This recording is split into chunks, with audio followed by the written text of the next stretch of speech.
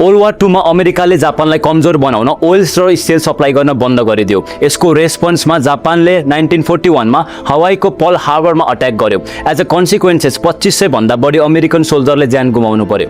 यो इन्सिडेन्टको भोलिपल्ट अमेरिकाले जापानसँग वार डिक्लेयर गर्यो। जापानसँगको वारको फाइनल फेजमा अमेरिकाले हिरोसिमामा एटोमिक बम फसाल्यो। चारैतिर आगो नै आगो थियो। विदिन अ मिनेट 70,000 भन्दा बढी मान्छेले ज्यान गुमाउनु पर्यो। सेम इन्सिडेन्ट नागासाकीमा पनि घट्यो र जसले गर्दा लाखौं जना मान्छेले आफ्नो ज्यान गुमाउनु पर्यो। भनिन्छ एटोमिक बम विस्फोटन हुँदा यसको रेडिएसन यति स्ट्रङ थियो कि मान्छेले रियाक्सन गर्ने टाइम समेत पाएनन्।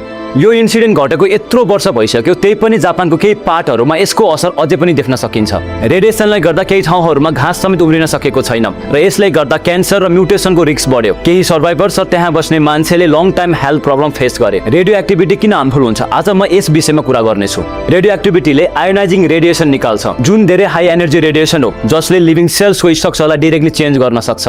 जब यो रेडिएसन हाम्रो शरीरभित्र पास हुन्छ, यसले जेनेटिक मटेरियल डीएनए लाई आयोनाइज गरेर ब्रेक गरिदिन्छ। डीएनए ड्यामेज भएपछि सेल्सको नर्मल फंक्सन बिग्रिन्छ र केही केसमा सेल्स अनकन्ट्रोल रूपमा ग्रो हुन्छ र क्यान्सर जस्तो रोग लाग्न सक्छ। त्यो रेडिएसनले बडीभित्र फ्री रेडिकल्स प्रोड्युस गर्न सक्छ जसले अरू हेल्दी सेलहरूलाई अक्सिडाइज गरेर ड्यामेज गर्न सक्छ। हाई एक्सपोजर केसमा टिस्यु ड्यामेज, बर्न्स र सिरियस हेल्थ प्रब्लमहरू देखिन सक्छ। रेडिएसनले बायोलोजिकल सेल्सको मोलिकुलर लेभलमा इरिभर्सिबल ड्यामेज पुर्याउन सक्छ।